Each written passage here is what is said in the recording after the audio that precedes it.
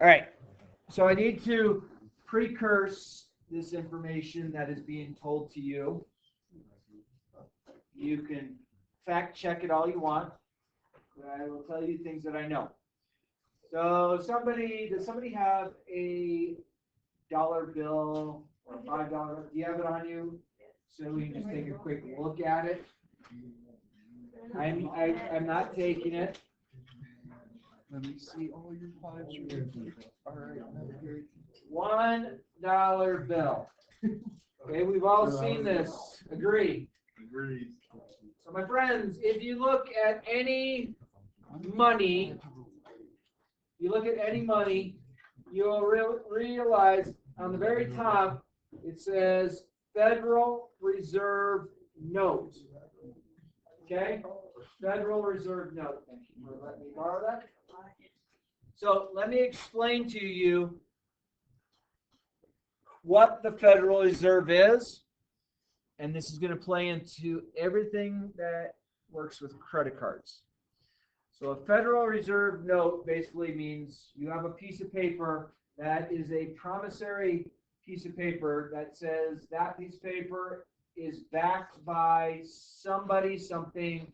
It used to be backed by gold, but they got rid of the gold standard years ago.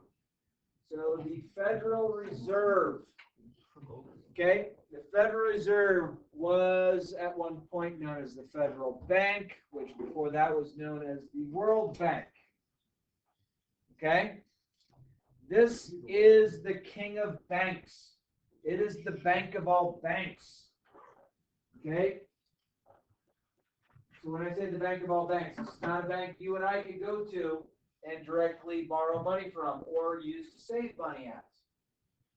This particular bank is owned by the uber rich of the world. Okay? So the rich upon the rich. People like, they don't pay their fair share in taxes. Okay, whatever. The people who have more money than they know what to do with control all the money of the world. Now, your traditional banks that you see in grocery stores or just anywhere, in a parking lot of a place. So, you got every bank. You have, First Bank and any other bank you can think of. Those guys borrow money from the Federal Reserve, the World Bank. Then those banks, those smaller banks, would then lend us money for buying items such as cars and houses and whatever. Anything out there they're going to buy. Hello. Good to see you. So, now, the Federal Reserve, the World Bank, does other things as well. So, everything as far as what this story goes with is about the amount of greed that takes place. So let's say you have 2 countries or 3 countries or 5 countries. Let's say they decide they want to have war. Well, the Federal Reserve, the World Bank, will allow any countries involved to borrow money so they can buy things that they can help them win the war. So they fund both or any countries that are involved. Those countries have to pay back money whether they win or lose the war. Okay, now, you've heard of the national debt. The national debt is in the trillions. Okay? It's a ridiculous amount of money that we have basically, people say, oh, we owe this money to this country or that country. No, we actually owe it to the World Bank. So the ultra rich, the people that never had, they worry so much about money, but they control all the money.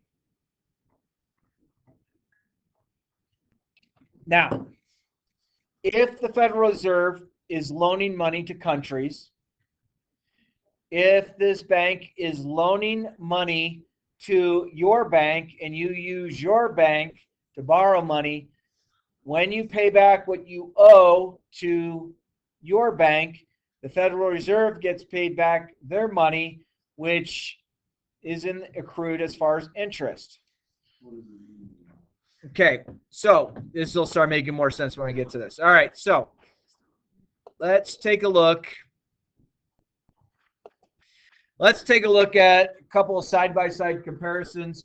I picked these three particular credit cards. I'm not going to hit apply now. I don't want any of these three. Actually, I currently have this card. I'm going to tell you the best way to use credit cards, and I'm going to tell you the worst way to use credit cards. And you, as becoming adults, have the choice of how you want to treat this. All right, so a couple things that are nice. Let's make sure things. So we have the Wells Fargo Active Cash Visa. We have the Freedom Unlimited Visa by Chase Bank. And we have the Citibank Double Cash Card. And they have ratings from good to excellent, okay, as far as recommended credit scores in order to apply for this.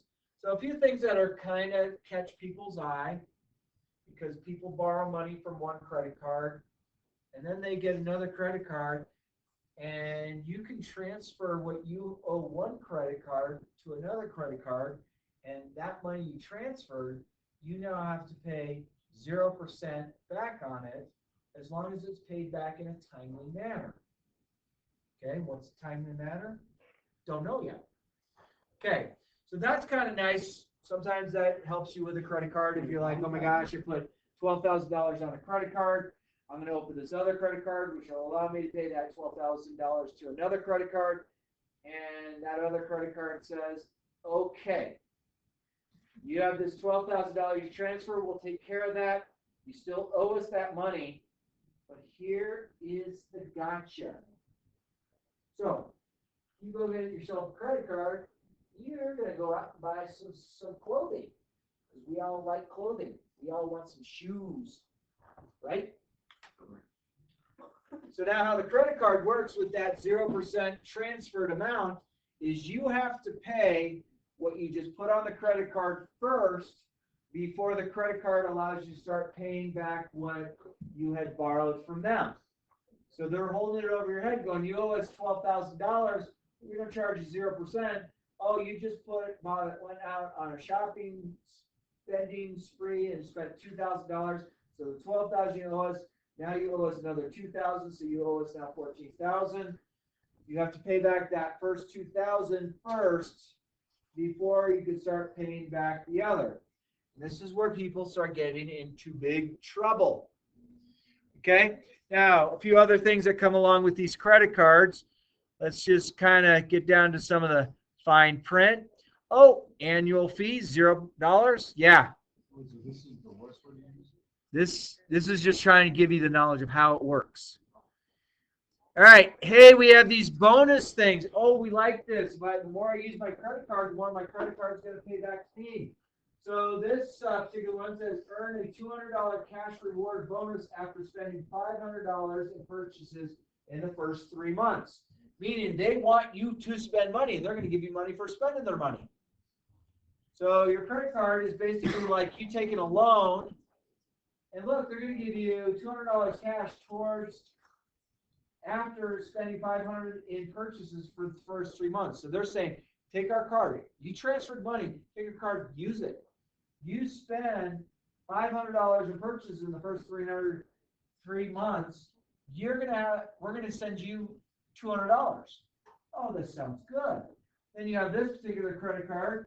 Says you will earn an additional 1.5% cash back on everything you buy up to $20,000 spent in the first year, which is worth $300. If you spend your credit card and you put $20,000 on your credit card a year, they're going to send you money back. And they're going to say, here's $300. Thank you very much.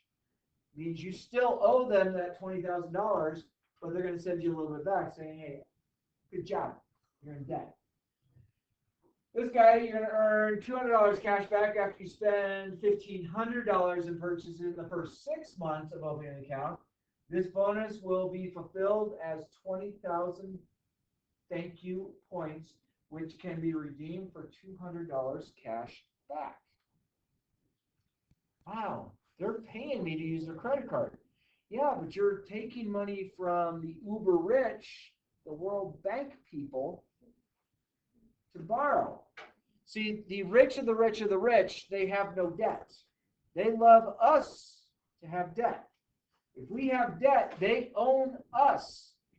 Which means if they own us, if we default on stuff, they can go and start liquidating things that they want more of. Oh, you own a whole bunch of land? Oh, sweet. We're going to put a lien against that land. If you don't pay this off within a certain amount of time period, we will now own that land, even though that land was worth far more than what you owed us.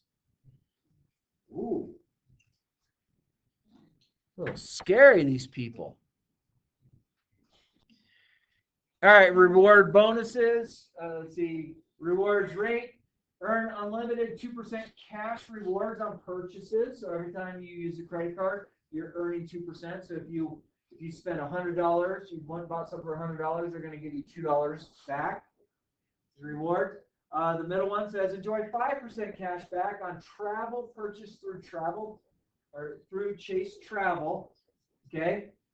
So if you use their particular travel company, which is not necessarily the best rate, but they're going to give you 5% back on whatever you spend. They're going to give you 3% cash back on drugstore purchases and dining restaurants, including takeout and eligible delivery services. And they're going to give you an unlimited 1.5% cash back on all the rest of your purchases. So again, they're giving you money back. And then Citibank, 2% every purchase, unlimited cash back. Okay, now, let me explain to you about a credit card. A credit card is a 30-day, 0% interest loan. Okay? Which I mean by that is if you go and spend $800 this month on your credit card, if you pay back that $800 right away, you don't owe the credit card people any money. You just pay back what you borrowed. Okay, which is good. That's actually a very good way of using a credit card. So a lot of times people will say we are cash on the barrel people, which basically means if you use a credit card, you pay off that credit card every month, no matter what the balance is. Okay. Now we're going to get into some scary numbers. We're going to talk about how this is going to work in other ways. Yeah. Can you explain how do you get bad credit and how you get out of bad credit? Because I know sometimes you can't buy certain things if you have bad credit. So Cool. If I don't hit it this week, I'll get it at a different time. Cool. All right. So here is the scary information. I want you to remember the number 72. You with me so far? Okay. So if you don't pay your debt off each month, your credit card is going to, this particular credit card is going to charge you 19.24% all the way to 29.24% interest on what you owe them. Okay? This credit card is going to pay, you're going to have interest of 19.49 up to 28.24. This credit card, 18.24 up to 28.24. And then here's the scary, cash advance, 29.49. You go to use your credit card at an ATM and you pull money out, they're automatically charging you 29.49% taking it out. If you don't pay the minimum required by the credit card company, what you owe them is now going to be charged 29.99%. Okay, so yeah. all right, you mean 29.99% more than that? So $1,000, they're going to tag $299.99 onto what you owe on $1,000. So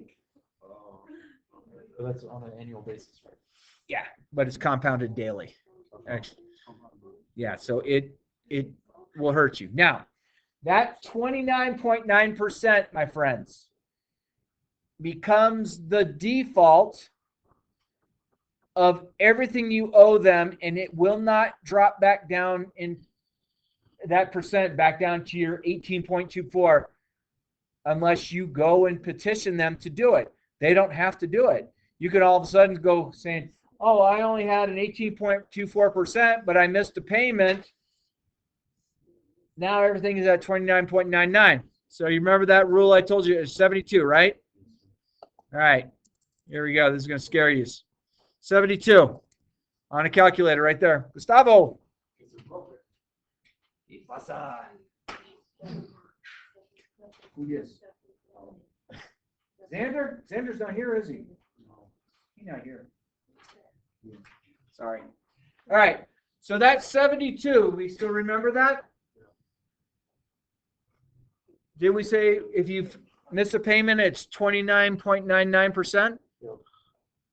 That's the rule 72. Yep. So my friends, let's say you are really bad with credit. You keep forgetting to pay your credit card. If you use the rule 72, if you divide that by 29.99%, that means that the credit card is doubling what you owe them every 2.4 years. So if you borrowed 1,000,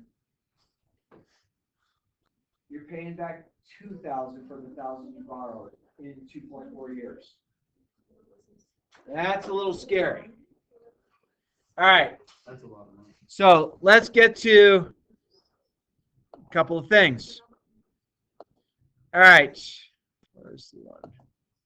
Credit card calculator. All right, my friends.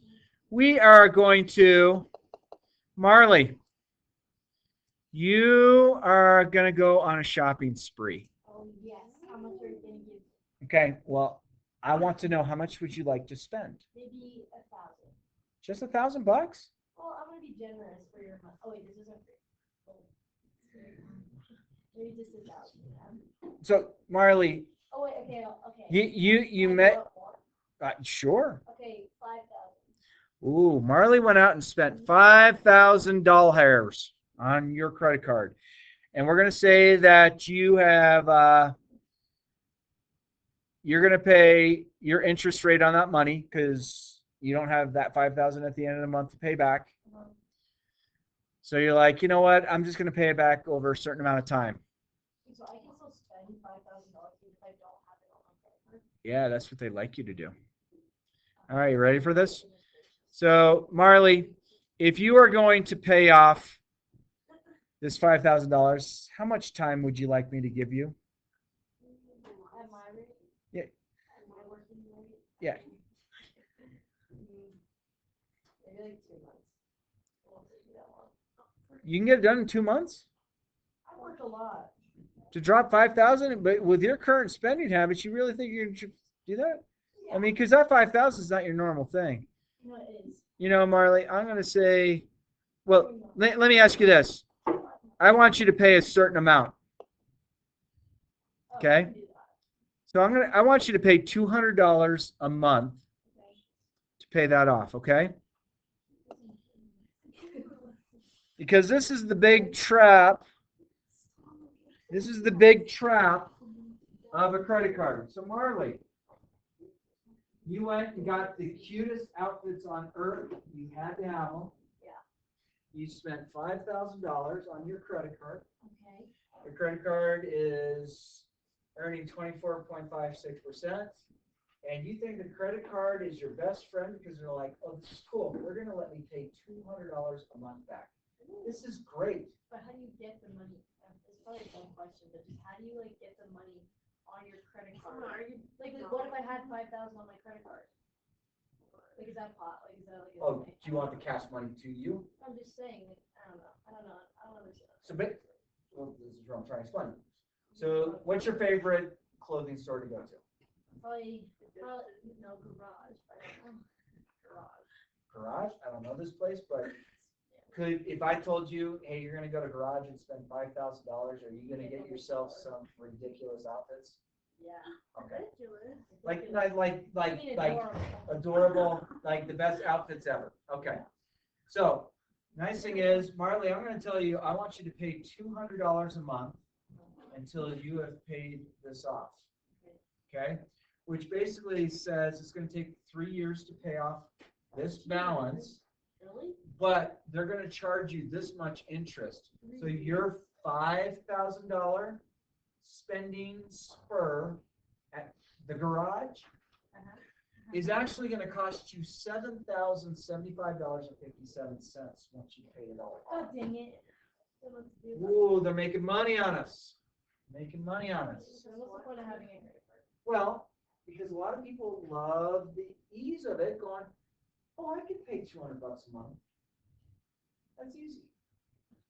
But do you think in 3 years' time, Marley, do you think that you're really just gonna spend a one-time of 5,000 No, and then, it's just gonna keep going. yeah, that's what they like. It's an addiction, yeah. Wait, so what, are you able to pay it off like, let's say you set that payment plan up, but you're able to pay it off early, Yes, is that fine? you can pay it off faster. Okay, and, Okay. you know, So I will tell you how my wife and I do it. If we go and put $5,000 on our credit card in a month, we pay that $5,000 off at the end of the month. We don't put anything on the credit card that we can't afford to pay for right now so don't use your credit card unless you pay it off. in a month, because it's a 0% loan in a month. Yeah. So there's like with your credit score, would your credit go down? Like if you're like drawing it off for this long, or would it be better if like you paid it off like more money each month? Like does it matter how much- Two things to think about how your credit score works. Credit score is kind of a fictitious thing because yes, you could go find a credit score on a person, but the more often you check your credit score, the lower your score becomes. So then it becomes like a demon going, hey, I have a credit score of 860, just putting an arbitrary number out there. But let's say I'm trying to brag to my friends, dude, I got an 860 credit card. No, you don't. You go pull it up, say, look at my credit score. Dude, Stirp, it's 830 now. You know, oh man, 830. It was at 860. No, it wasn't. So show another friend. Well, my credit score, man, I'm down to 810 now. So every time I check it, it's going to lower my credit score, which is kind of a trap. Wait, But if I have a large amount of debt, but I also make a large amount of money, I'm also going to have a large credit score. If I have a lot of things that I own and I'm not financing, and then I am jumping up on this credit card, I'm even doing the monthly thing, I might have a good credit score because of that. And then you have things called debt ratios, meaning like how much you really, is your net worth really worth versus what you actually own, and everywhere in between. There's a lot of things to it. So the whole credit score becomes kind of a joke. Like we ran, both my daughters got their first credit cards. They ran their credit score and they had great credit scores because they had no debt. But they actually had a better credit score than me, which has no debt, and I'm 54 and I've been in this game a lot longer than them. But so they kind of give you like, yeah, we'll trust you with a good credit score. Yeah, go spend some money. So it's kind of like they're, hey, I got a great credit score, so I can qualify for this. Therefore, I'm going to get this. I'm going to get the biggest thing and the most expensive thing, and then I'm going to be paying it off on my credit card, and they're going to make interest. Okay, so yes, I don't have to pay this $200 a month. I can pay $300 a month or $400 a month. My wife and I, credit card $5,000, pay $5,000 at the end of the month, 0% interest. Credit card gave me a 0% loan for 30 days. This interest rate here is basically every 3 years they're doubling on what you owe to make this minimum payment. Again, who owns the credit cards? It's the uber rich. It's the World Bank. It's the rich of the rich of the rich. Now, yeah. go ahead and finish yourself. I was just gonna ask, why does your credit score go down every time you check it? Is that like? It's a game. It's all it is a game. It's an arbitrary, untrue picture of who you are. But credit score just shows whether or not you're trustworthy to pay your stuff back, right? So they say. But they might sit there and, you know, like let's say you think you have a pretty good credit score, you go buy a car and they run it and say, hey, you're at 930. Oh, really? Like you think you're, you know, the cat's meow because you're at 930 of a credit score. They're just, it's like the uber rich are going, Let's give this guy some confidence. He's not gonna go buy the $30,000 car. He's not gonna finance the $110,000 car. And then I owe them. The uber rich are lending me that money. I'm paying it back, whether it's on credit card or not.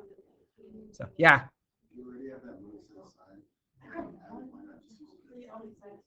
I love your question.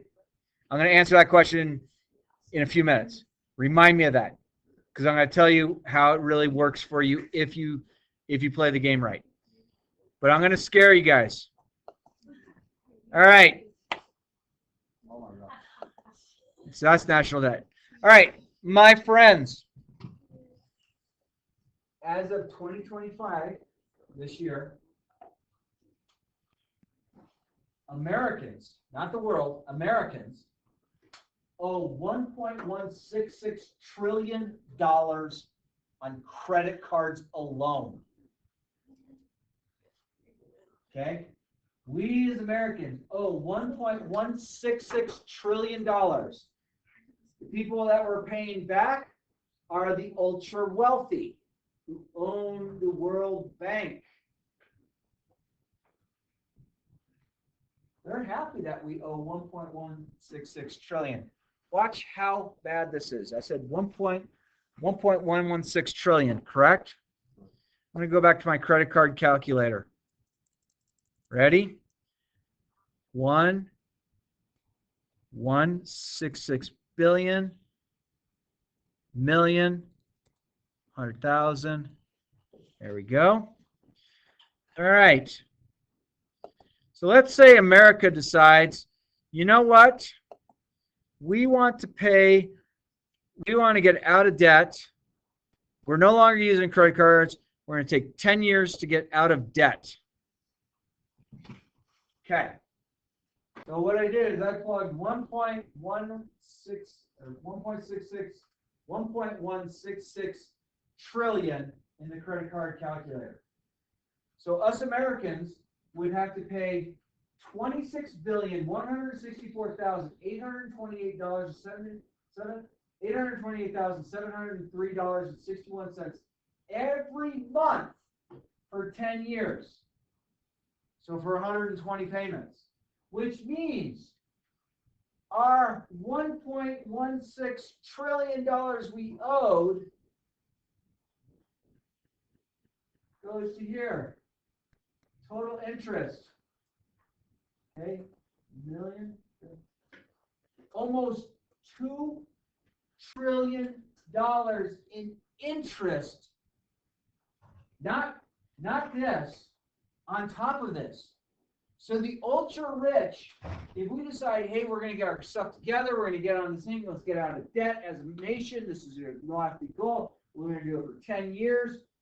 That means that the ultra rich basically go from, oh yeah, you owed us 1.1 trillion, to now you're going to give us, in just the interest, you're going to give us our 1.16 trillion back, along with another almost $2 trillion. Yeah. Other question. Would you give later how that transfer so like if my mom has a credit, but I'm inheriting that, but I don't have a history behind it? Yeah, so that's so basically you have to start out. If you own nothing, but let's say you pick up a job that's going to pay you $150,000 a year. They're going to look at you owe nothing, but you have this. They're going to give you a starting point on your credit score, which will be a pretty good figure. Because you have no debt, they're going to make it look like you are an unbelievable customer, which gives you a little bit more buying power on what they will be willing to loan you, because they want you to go into debt. Okay? It's not that you can't keep good credit. You can keep good credit for your whole life, but the idea is they want you to be in debt. Okay? So, question back there. How can you make this work? Okay? So, my wife and I, we have that middle credit card. We have this one. Chase Freedom.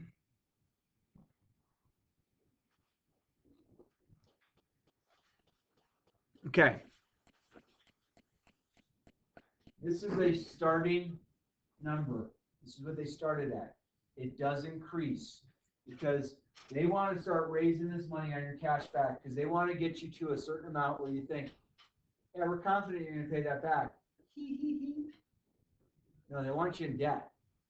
For my wife and I, $5,000 a month, we put on our credit card, whatever we put on it, we will pay off in its entirety once the bill comes. And then we earn 1.5% cash back on everything we buy. Okay? So if we spent $100, we owe $100, they're giving us $1.50. $1,000, $15. $10,000, $150. Okay, so they're giving us back. My wife and I learned how to play the game. If you pay it off every month, these perks that they have for you will pay you back money. And so the billionaires of the world, they're kind of happy that I'm paying back what I owe them right away, but they're not making any money on me. In fact, they're losing money on me. What you just saw with what Americans owe on credit cards is in the trillions of dollars. So my wife and I, though we're getting $200, $300, $400, $500 back each year, is nothing compared to the amount of money that those uber rich are making off the rest of the people who don't live like Chris and Susan Stirrup. Okay? So what their goal is people are going to say, hey, why do you have this credit card? So free advertising is great advertising. Free advertising is me telling my neighbor, no, this is the card I have because I get on everything I buy, I get 1.5% back. So my neighbor now, who is not as intelligent as I, sorry to my neighbor saying this, is going to get this credit card saying, sweet, I'm going to get money back. But they're not really getting money back because they're putting more than the money they're getting back. So they're paying, oh, I'm going to put $20,000 on my card. I'm going to pay this off over the next couple of years. Okay? So my neighbor is in the hole, meaning they owe money. My wife and I are not in the hole because we don't owe money. So a credit card, if you know how to pay it correctly, you play the game the right way, you can benefit by the perks that they offer you. Okay? If you get yourself upside down in a credit card, meaning you owe them money, you are contributing to these, and they'll call them corporations. The corporations are just the ultra wealthy. They are going to continue to make money off of your debt regardless. Okay? Now, people will say, well, what if someone dies and they owed $50,000 on a credit card? Well, the credit card, you're going, oh, that's sad. Sorry. That's fine. Oh, the credit card's going to say, okay, what assets do they have? Oh, they have a house? Oh, okay. Yeah, the kids are going to inherit that house, but it's going to have a $150,000 marker on that house that they have to pay off. So the ultra rich are going to continue to get richer and richer and richer and richer until us average folks, don't want to get me wrong, I like being average. I'm happy. So we as a nation can figure out how to play the game the right way and not their way. They're going to continue to make more and more money. There was a question I didn't know. Yeah. So you said pay it off correctly. Pay it off correctly meaning how you said within that month. And then, so what happens if you spend your credit card like little by little? Like you only use a little bit of it a year. What will happen? Well, you just pay it off each month. And it's not going to hurt you not to do Will it that. benefit you? Yeah. But you remember that credit score is kind of a game. Yeah. It's a fictitious rubric that makes that basically to give you confidence saying, oh, I qualify for this. Like, so why do companies actually use that? Like car dealerships and people who rent a house, why do they look at your credit score? so so there is a bank that is going to take on the loan for that dealership that you're going to go through. Yeah. Now, let's see the bank. So the World Bank is going to lend the bank that the dealerships, they're going to say, you have to pay us back 70%. The bank is going to then loan the money to the dealership, and they're going to say, you have to pay us back 20%. The dealership is going to pass that on back on to you, saying you have to pay us back at 24%. So everyone's getting their money as you pay back. So when my wife and I, we were looking, when we bought the house last year, they said to us, you don't owe anything on the house that you currently have in Littleton. And so all of a sudden, we had to go qualify for a loan, even though we were going to do a cash deal. It's just the game they play. So we go and apply for a loan. Well, the loan comes back. This is how much we will lend you in money. And they wanted to lend my wife and I $3.5 million for another house. You said no, right? Oh, I said no. I basically, when I bought this house, I liquidated one of my mutual funds. Well, I borrowed against it. I took $800,000 out of a mutual fund. Most of my money is saved in mutual funds. So I use the stock market as my bank. Now I don't use a bank as my bank. So we went to the table and saying, okay, how much are you guys going to finance? We're going to pay this all off. Well, they said, if you realize if you finance $100,000, you get all of these upgrades. I was like, is there a penalty on paying back early? He said, no. I said, show me in your information. No penalty on paying back early. So basically the $710,000 house I bought, I gave them a check for $600,000. I put $110,000 on a loan payment the following month. They didn't get the interest on me because it was in the month time. Sent them a check for $110,000 on my house outright, my new house. Then when my house in Littleton sold, so basically what happened was the stock market was going up. I sold $800,000 worth of shares here. It took a dip. My house out there sold, took that money, bought here, and it went back up. So I compounded my money because I timed the market the right way. Out of luck, I wasn't trying to time it. So basically, let's say I sold at $55 a share for $800,000. I then took that same $800,000, and what I sold for $55 a share, I got for $40 a share. And so I was able to buy more shares than I originally had because it had dropped. And so now that $800,000 that I borrowed turned into, within this year, about $915,000. Yeah, I mean, that's just playing the game. That's all it is playing the game. So you make it work. You use your assets to make it work. Is it guaranteed to work? No. I've timed a few things the right way and save like crazy. That's all I do. Yeah.